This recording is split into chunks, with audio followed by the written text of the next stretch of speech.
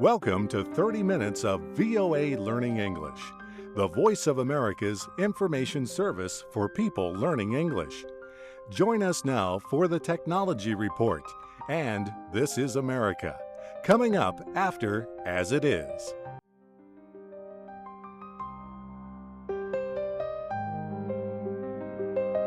Welcome to As It Is from VOA Learning English.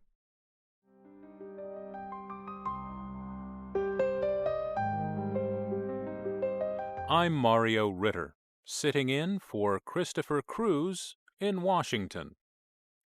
In today's show, we report on events in Venezuela.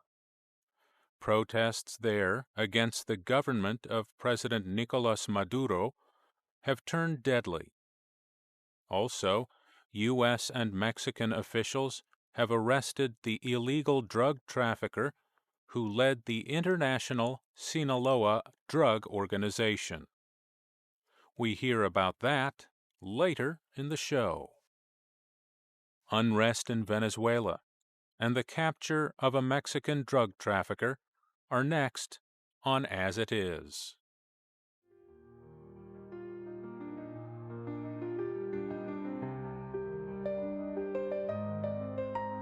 For weeks, anti-government demonstrations have been taking place in Venezuela. Protesters blame the government of President Nicolas Maduro for economic and social problems. Steve Ember has more on the story in this report from VOA's Brian Padden. Nicolas Maduro narrowly won the Venezuelan presidential election last year. Mr. Maduro was the chosen successor of former President Hugo Chavez. Now Venezuelans are angry about food shortages, high inflation, and violent crime. The economy is in trouble. Yet Venezuela is a major oil producer and exporter. Venezuelans are divided over who is to blame for the economic problems and how to solve them. The student-led demonstrations began last month. The protests led to clashes with police. At least 14 people died, and more than 150 others were injured in the first 3 weeks of unrest. The head of the Roman Catholic Church has called for an end to the violence. Pope Francis is the first Catholic leader to come from South America. He has urged Venezuelan political leaders to work to support forgiveness and discussions. However, diplomatic tensions with the United States increased last week. Venezuela accused 3 U.S. diplomats of working with student protesters and expelled all 3. The U.S. answered the expulsions by ordering 3 Venezuelan diplomats to leave. Ties between the nations remain tense. Neither keeps an ambassador in the other's country, but their embassies remain open. Last week, President Maduro promised to name a new ambassador to the United States soon, but that is not likely to affect the concerns of many Venezuelans. They are angry about high inflation. The official inflation rate reached 56% in January. The country faces shortages of some basic goods. And crime is a problem. Eric Olson is a Latin American expert with the Woodrow Wilson Center in Washington, D.C. He says Venezuelans are divided over who is to blame. People who are protesting are trying to hold the government accountable for this, pointing the finger at mismanagement or policy problems on the part of the government. The government itself is blaming, agitators. It's blamed the United States. Eric Olson says President Maduro's move to expel U.S. diplomats increases his popularity among supporters. However, the president says he also wants to improve communications with the United States. He said, "I call for the dialogue now. I accept this challenge. Let's initiate a high-level dialogue and let's put the truth out on the table." The U.S. has denied involvement in the protests. Jay Carney is a spokesman for President Barack Obama. When President Maduro calls for a dialogue with the U.S. president and an exchange of ambassadors, he should focus instead on a dialogue with the Venezuelan people, because that is what is at issue here. This is not about the United States. Venezuela is rich in oil and has some of the largest oil supplies in the world. However, oil makes up almost all of the country's exports, and the government has struggled to pay for the social welfare programs set up by former President Chavez. Eric Olson says Venezuela has to make reforms that satisfy both government supporters and the opposition. The question is, can you continue those kinds of programs but have a better and more reformed economic policy that doesn't create such a crisis? And I think that's the challenge for both the government and for the opposition to some extent. That could mean keeping some popular programs, but changing government policies. I'm Steve Ember.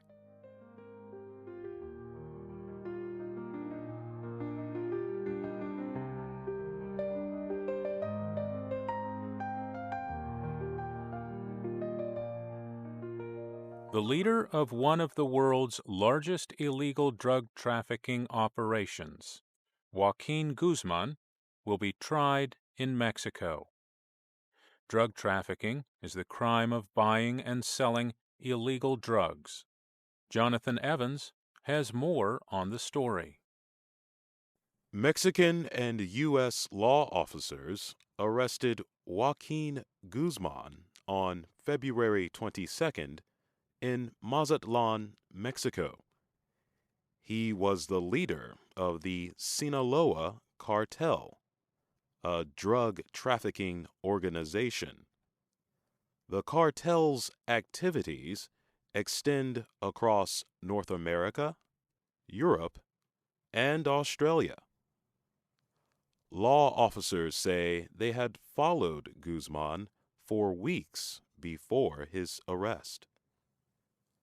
Mexico's Attorney General says Mr. Guzman escaped capture through a tunnel in one of his homes. Mexican officials will also charge Guzman for escaping from prison in 2001. In addition, they want to question Guzman about his drug organization.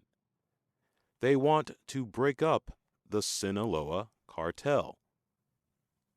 However, the United States also wants to charge Guzman for drug trafficking.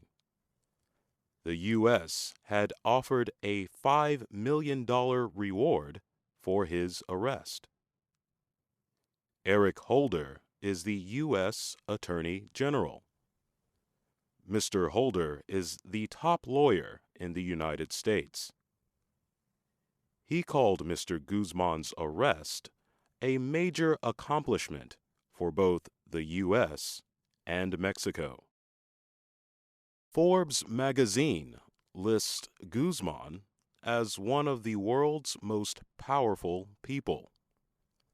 The magazine says he is worth more than $1 billion.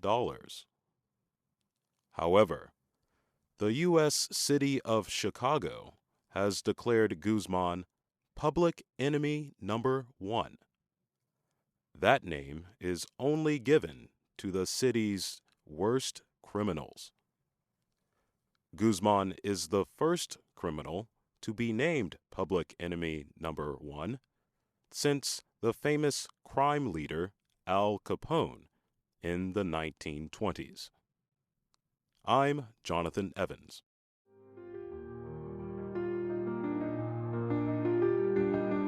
And that is our program for today. Keep listening for the latest news at the top of the hour, Universal Time. I'm Mario Ritter.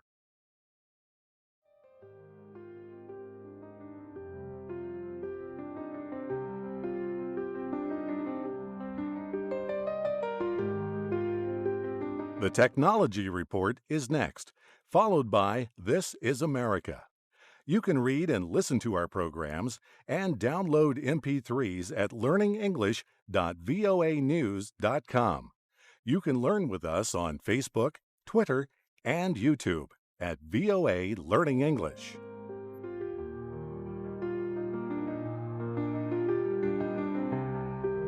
From VOA Learning English, this is the Technology Report. African militaries want drones to help them guard their borders and large open spaces. But makers of these drones, which are also called unmanned aerial vehicles or UAVs, say they could do much more than military work. They could deliver medicine, protect endangered species, and move goods quickly and cheaply. But some experts warn that letting drones operate, even for good uses, could create problems. Kenyan engineer James Munyoki has built several drones. One of them can carry a load of up to 6 kilograms. He is trying to increase that to 10 kilograms. When I started building them, I was thinking the payload would be something like a camera for surveillance purpose. We need that in Kenya. That's going to enhance security. Apart from that, it can also monitor traffic. These are drones that can be used maybe for things like journalism, for photography. So the application is not just going to be for military purpose or security purpose. Park rangers in South Africa are flying small drones to watch over endangered rhinos. Some experts say drones could also be used to document the flow of refugees trying to escape conflict in their countries, or to record government abuses of human rights. They could help in search and rescue operations and transport aid to hard-to-reach or dangerous areas. Africa's strong economic growth and bad road conditions are seen as a great business opportunity for drone makers. They believe battery-powered drones could move from one charging center to another, carrying items to villages far from cities. Kristen Sandvik is the director of the Norwegian Center for Humanitarian Studies. She says drones may solve some problems but create others. Across Africa, very few countries have comprehensive domestic legislation on privacy and data protection and information storage. A drone can not only see or listen, it can also sense and hear and read. So in a couple of years' time, when you have the smaller drones also outfitted with facial recognition technology, you have smaller drones that could potentially hack into wireless systems. Ms. Sandvik says drones carrying cameras may be used to deliver aid to a refugee camp. But she asks what happens to the information it may gather. Is the drone going to give, all this humanitarian crisis mapping information? Is that going to be handed over to the International Criminal Court, for example? Drones are not yet ready for widespread use. The sensor technology needed to prevent drones from crashing into things needs to be improved. They are also costly. And in most countries, drones or other aircraft cannot be flown without special laws governing their use. Opponents and supporters of drones do not agree on much, but they do agree that the technology is coming, likely within the next 10 years, and they say Africa needs to be ready. And that is the Technology Report from VOA Learning English. From VOA Learning English, welcome to This is America. I'm Steve Ember. This week on our program, we explore American folk music, the music of the people. Our musical guide is Barbara Klein. Come along with us and sing along anytime you'd like. Irene, good night. Irene, good night. Good night, Irene. Good night, Irene. I guess you in my dream. Good Night, Irene is an example of a traditional folk song. That means the song is so old, no one really knows who wrote it. Hughie Ledbetter, the singer and guitarist known as Leadbelly, first recorded Good Night, Irene in 1932. Since then, more than 100 other versions have been recorded. Good Night, Irene was a huge hit for the Weavers in 1950. Sometimes I live in the country. Sometimes I live in town. Sometimes I take a great notion to jump into the river and drown. Folk music researcher Bob Carlin notes the historic importance of protest songs. They help give voice to cultural and social movements, he says. One of the members of the Weavers was Pete Seeger. He was among those who popularized folk music in the 1940s. Later, he wrote some of the best-known songs of the civil rights and anti-Vietnam War protests of the 60s. Pete Seeger could be called the king of the protest song, in the words of folk musician Tony Trischka. Yet his greatest influence may have come from popularizing a song that he himself did not write. We Shall Overcome came from a Negro spiritual. As Tony Trischka points out, the original version was called We Will Overcome. Pete Seeger thought shall sounded better. And he made other changes, like adding the verse, We Are Not Afraid, of the American Civil Rights Movement. Folk songs sometimes tell stories about real events. An example is the story of a young man whose last name was spelled D-U-L-A, but pronounced Dooley. Tom Dooley was a Civil War veteran in North Carolina.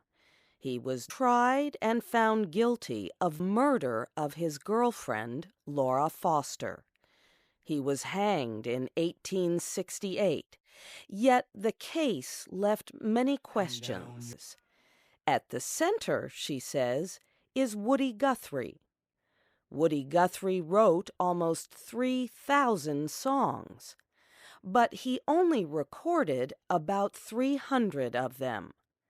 His granddaughter Anna Canoni says that was partly because he did not have enough money to record more. He made only one record with a major record company. Yet for all his influence, millions of Americans today remember him for just one song, which children learn in school. His song, God Blessed America for Me.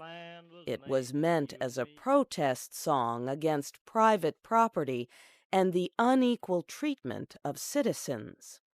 This meaning is made clear later in the song, in the parts that most children never learn in school. Say nothing This land was made for you and me. Another verse talks about seeing When hungry the sun people comes standing in shining line and I for was public aid at the strolling, relief the wheat office. fields waving, Woody Guthrie was a I voice for slowly labor unions and striking workers and families beaten down by the Great Depression in the 1930s. I dreamed I saw Joe Hill last night, alive as you or me. In the 1960s, folk singers like Joan Baez and Bob Dylan protested the Vietnam War. Bob Dylan's Blowin' in the Wind became a big hit for the folk group Peter, Paul, and Neil Young, as well as what she calls more contemporary folkies. That would include herself, a child of the 80s.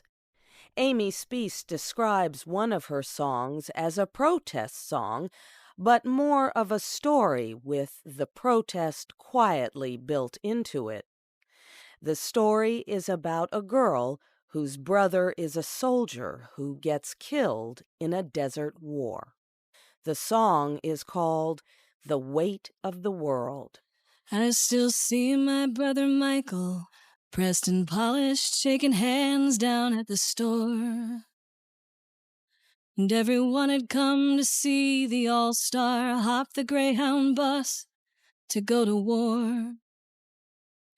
He punched me in the arm to say goodbye. It was the first time that I saw our father cry. And I kept all my brother's letters tied in ribbon in a box beneath my bed. And every night I read by flashlight with the covers in a tent above my head. His words said not to worry, doing fine. It was his way of trying to ease my mind, while I was trying not to read between the lines. The weight of the world. A new kind of folk music mixes elements of traditional folk and rock with mostly acoustic instruments. Some call it freak folk. Others hate that name. Whatever you call it, one artist often used as an example is the singer, songwriter, and harp player Joanna Newsom. This song is called Sprout and the Bean. I slept all day. I woke with this taste, and I railed, and I raved that the difference between the sprout and the bean, it is a golden ring. It is a twisted string. Some people probably think of a folk singer as a fossil from the 1960s, a long-haired, guitar-playing idealist who sings about bringing the world together. But these days, with music production software, digital video, and social networks all easily available, folk artists really can bring the world together. Our program was written by Nancy Steinbach and produced by Katie Weaver. Barbara Klein was our narrator, and I'm Steve Ember, inviting you to join us again next week for This is America from VOA Learning English.